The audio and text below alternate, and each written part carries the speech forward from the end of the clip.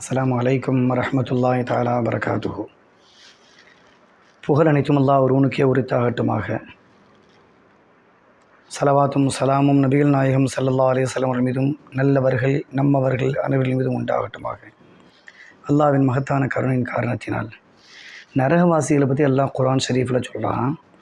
நரகவாசிகள் என்னென்னா, அவங்களுக்கு உணவு கள்ளி செடி அப்படின்னு நல்லா சொல்லிட்டு, அந்த கள்ளி செடி என்ன செய்யணும்னா, அவங்க வயிற்றில் செம்பு உருகிறது போல் உருகி கொதிச்சுக்கிட்டு இருக்கும். வெந்நி கொதிக்கிற மாதிரி வயிற்றுக்குள்ளே கொதிச்சுக்கிட்டு கிடக்கும். அது மட்டும் இல்லை, அவங்கள அல்லாஹ் சொல்லுவான், நரகத்துடைய நடுவில் கொண்டு போங்கன்னுவான்.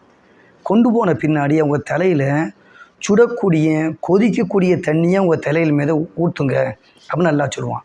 சொல்லிவிட்டு அல்லாஹ் கிண்டல் செய்வான், நரகவாசிகளே இதை நீங்கள் சுவையுங்க. என்ன காரணம்னா, நீங்கள் கண்ணியமானவர்கள், மரியாதையானவர்கள்,